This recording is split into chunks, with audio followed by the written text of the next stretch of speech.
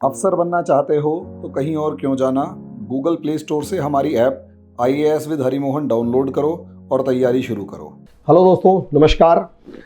चीन और भारत की जिस तरीके से तनातनी चल रही है उसमें चीन ने अपने पड़ोसी लगभग सभी पड़ोसी देशों को नाराज़ कर रखा है। जापान भी उसमें से एक प्रमुख पड़ोसी देश है और जापान और चीन की दुश्मनी तो सदियों पुरानी है। जब से आप देखेंगे, चाहे चीन का राइज होता है तो जापान को प्रॉब्लम है, जापान का राइज होता है तो चीन को प्रॉब्लम है। ऐसे में जापान, जो कि आज के दिन जनसंख्या के मामले में छोटा है, टेक्नोलॉजी के मामले में चीन से कहीं ज़्यादा आगे है, इकोनॉमी के मामले में भी लगभग एक शताब्दी तक जापान ने एशिया के ऊपर राज किया है।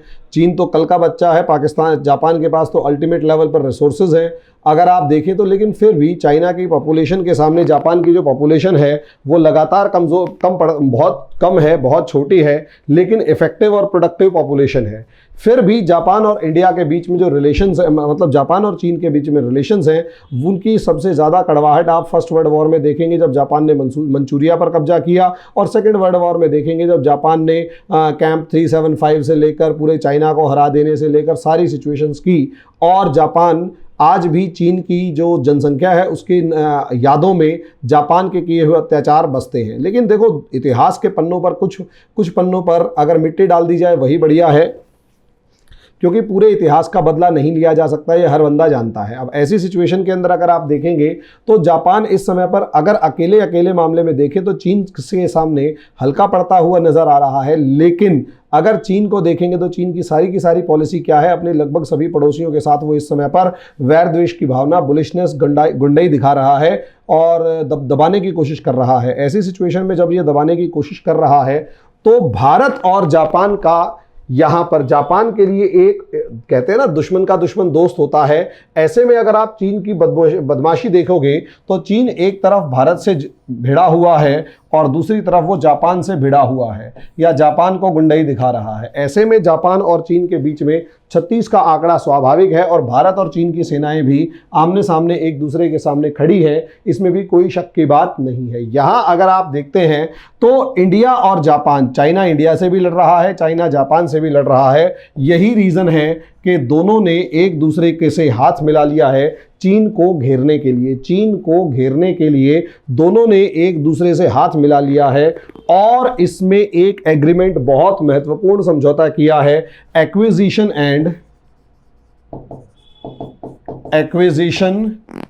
And cross serving agreement. इसका मतलब यह है क्रॉस सर्विंग एग्रीमेंट। इसका मतलब ये था कि असलियत में इस एग्रीमेंट के थ्रू भारत की सेनाएं जापान की सेनाओं के साजो सामान और उनके बेसिस का, खाने पीने का इस्तेमाल कर सकती हैं और जापान की सेनाएं भारत की सेनाओं के खाने पीने से लेकर आपूर्ति से लेकर सभी चीज़ों का इस्तेमाल कर सकती हैं। इसका बेनिफिट क्या होगा? भले ही आप लोग कहें कि इसका क्या फ़ायदा, आप तो लद्दाख और अरुणाचल के अंदर जापान की सेना से क्या उम्मीद करोगे और जापान की सेना इधर क्या उम्मीद करेगी, लेकिन गलत सोच रहे हैं आप।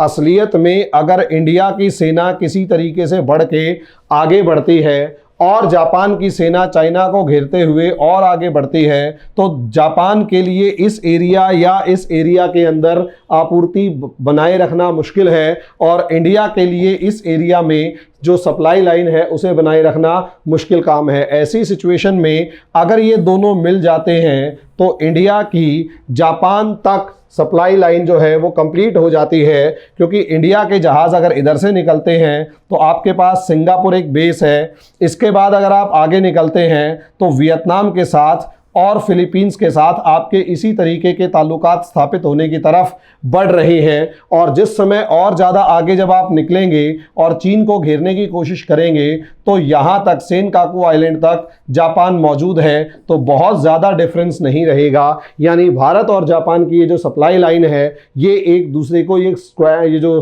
सर्कल है, ये कंप्लीट होता हुआ नजर आ रहा है। बीच में यहाँ पर अमेरिका भी है, अमेरिका के साथ भी इंडिया ने इसी तरीके का समझौता किया हुआ है। इधर की तरफ ऑस्ट्रेलिया है, इंडिया का ऑस्ट्रेलिया के साथ भी इसी तरीके का समझौता है। यहाँ बीच में यूनाइटेड किंगडम के भी कुछ आइलैंड्स पड़ जाते हैं तो उनके साथ भी इसी तरीके का समझौता है। यानी लड़ाई के समय पर सामान और हथियारों को एक दूसरे का जो एक्सचेंज करने के समझौते हैं वो इंडिया के साथ बहुत ज़्यादा इंपॉर्टेंट हैं और इंडिया ने इंपॉर्टेंट कंट्रीज के साथ ऐसे ऐसे एग्रीमेंट्स कर रखे हैं। अगर इसमें देखेंगे यूनाइटेड किंगडम, अमेरिका, ऑस्ट्रेलिया, अब यहाँ पर जापान भी आ चुका है, फ्रांस के साथ आपने पहले ही कर रखा है, सिंगापुर के साथ आपका हो चुका है, सिंगापुर के साथ यही सामान को उतारने चढ़ाने और सैनिक सप्लाई का, और साथ में ओमान के साथ हो रखा है। तो इंडिया ने काफ़ी हद तक अपनी तैयारी मजबूत कर रखी है। लास्ट एक जापान बचा हुआ था, जापान के साथ भी इसी तरीके के समझौते का मतलब ये है कि आपकी जो लामबंदी है, आपकी जो तैयारी है चाइना के अगेंस्ट, वो काफ़ी हद तक पूरी हो चुकी है। और सबसे बड़ी मजे की बात यह है, इंडोनेशिया को भी इसी तरीके के एग्रीमेंट में शामिल इंडिया करने की कोशिश कर रहा है। वियतनाम, फिलीपींस से भी इसी तरीके की बात चल रही है। तो चीन के लगभग जिस तरीके से चाइना ने इंडिया के अगेंस्ट स्ट्रिंग ऑफ पर्ल्स यानी मोतियों की माला बनाने की कोशिश करी, भारत ने तो उसके लिए वो जो स्ट्रिंग ऑफ डायमंड्स हैं वो खड़ा करके रख दिया, जो भारत की विदेश नीति के बहुत ही मैच्योर होने का सबसे बड़ा सबूत है। आगे आने वाले समय में जैसे जैसी डेवलपमेंट्स होंगी इनके ऊपर देखा जाएगा, लेकिन अभी तक इंडिया की तैयारियों को देख के लगता है कि चीन के लिए बुरा समय आने वाला है। तब तक के लिए धन्यवाद।